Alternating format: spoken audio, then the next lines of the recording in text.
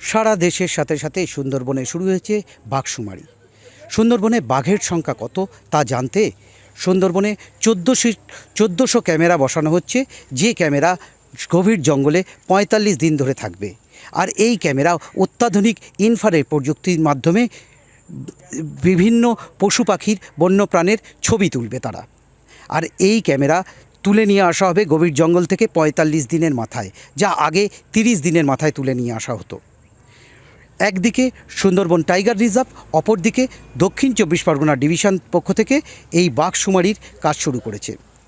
এই বাঘশুমারির কাজে 350 জন কর্মীকে নিয়োগ করা হয়েছে।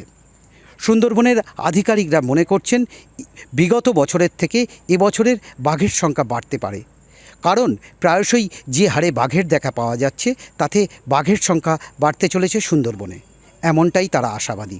আমাদের অল ইন্ডিয়া টাইগার এস্টিমেশন প্রত্যেকটা 4 বছর অন্তর অন্তর হয়। আমরা এবছর সুন্দরবনেও শুরু করছি। সুন্দরবনে আমরা প্রথমে ক্যামেরা ট্র্যাপ বসানোর জায়গা থেকে শুরু করছি। এটা এরপরে আমাদের ফেজ 1 যে বলা হয় বোট ট্রান্সেক্ট আর লাইন ট্রান্সেক্ট, এই দুটোই আমরা আমাদের জঙ্গলের মধ্যে পুরো জঙ্গলটা কভার করে আমরা করব। এটা ডিসেম্বরের মাঝখান দিকে হবে। তারপরে ক্যামেরা ট্র্যাপগুলো আনইনস্টল কাজটা জানুয়ারি মাসে হবে।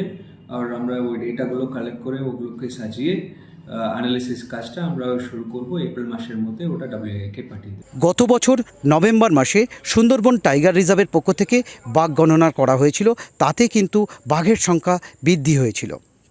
আর সেই সংখ্যাটা এই 2025-26-এ সংখ্যাটা আরও বাড়তে চলেছে, তেমনটাই তারা আশাবাদী। সুন্দরবন থেকে রাজু দাসের রিপোর্ট, কলকাতা টিভি।